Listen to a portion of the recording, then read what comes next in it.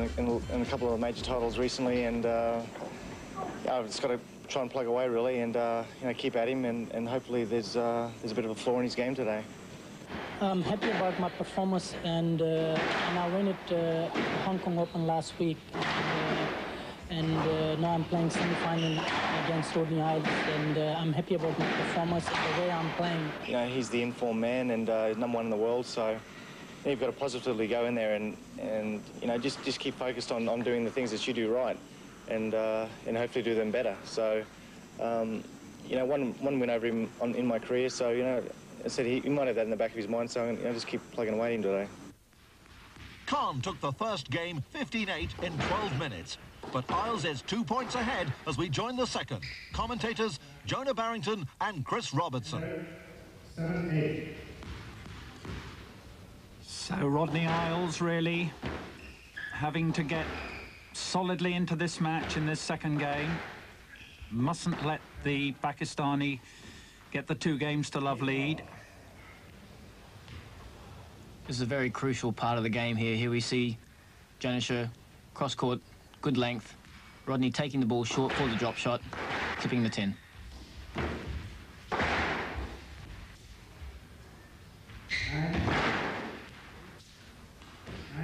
As you said earlier, Jonah, very important phase here for Rodney. Being 1 love down and 8-9 down the second game. The court looks like it's playing very, very quick at this stage, and Rodney's struggling to get onto the ball, to volley it, to create enough pressure on Jansher. I think he's got to be a little bit patient and try and squeeze out a few mistakes out of this world champion. And of course, Jansher, Chris, has intimated his utmost respect for this Australian opponent. He lost to him in the Portuguese Open. Has had only 1 defeat since then in the Leaks Welsh Classic over a year and a half ago. And Peter Nicol got the better of him. Field. Right. Yes, left. Start to Khan, sustain. He's taking cross-court. He's right here. 10-8. Here we see the classic Rodney Iles stare at the referee, obviously disputing a call. Here we see a good forehand drop shot from Jansher. Typical Rodney Iles shot there, trying to hit it down the middle of the court to surprise Jansher. And Rodney's complaining that Jansher wasn't ready to play that shot, but the referee thinks it was.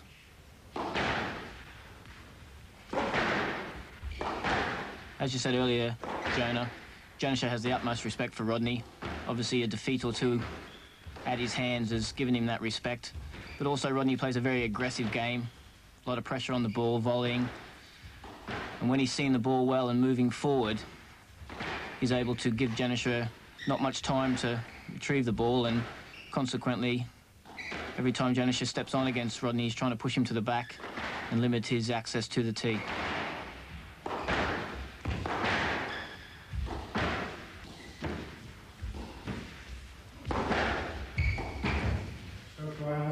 And that was well worked by Rodney Iles.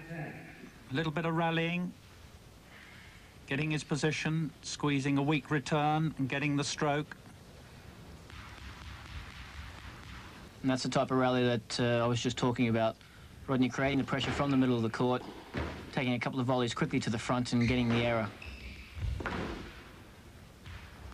It being such a fast squash court and the ball coming off that front wall very quickly, it makes it very difficult for Rodney to get on the ball so quickly. Patience is an important element here for him. That's great work in the front of the court. Jansher, as always, so fast to recover. Good attack from Rodney. Always looking for the volley around the middle of the court. Yes, left. Field, right off. Yes, left, sustain.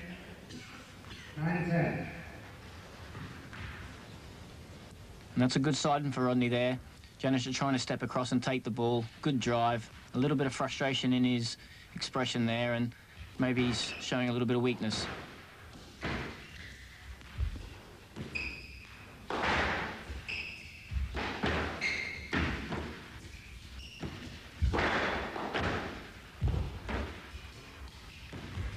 Yes, left. 9-10. It's definitely a very important period here, both sounding each other out. A few exchanges, few lets, a little bit of bumping through to the ball.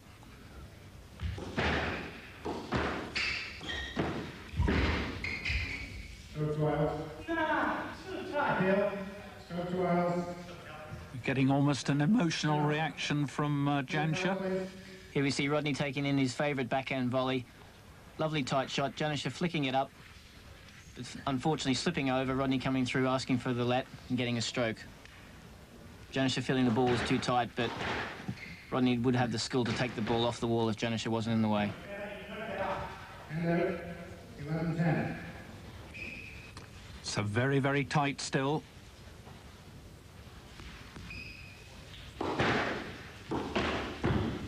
Yes, left. And of course the inevitable and unbelievable difference between parity at 1-all and being 2-0 up or 2-0 down. Well, I think it's fair to say I can't remember in my time where Jansher has lost from 2 love up. So he knows how important this game is. And obviously Rodney realises if he can win this game, then he's well on the way to getting back in this match. So a very important phase.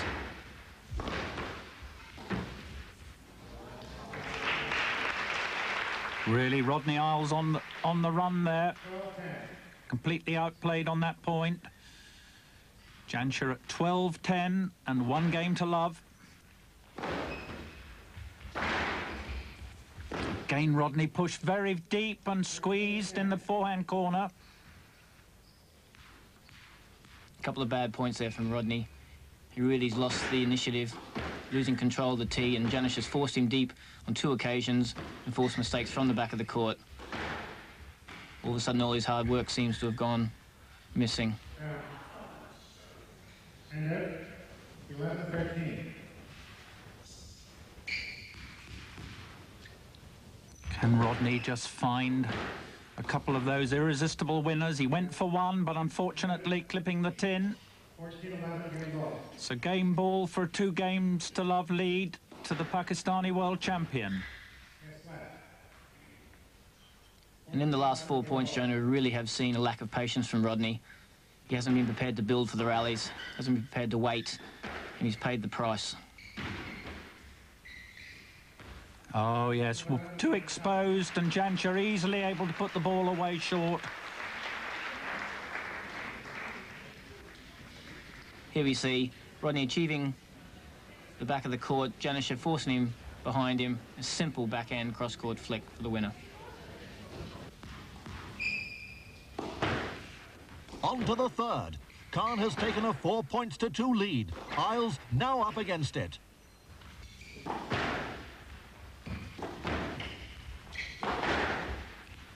So it has to be a very confident Jansher Khan at this stage.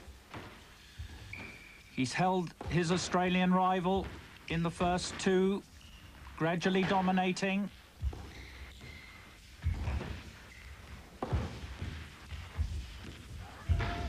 It does seem to be quite a difficult court for Rodney to attack on in the way that he likes, but success on this occasion.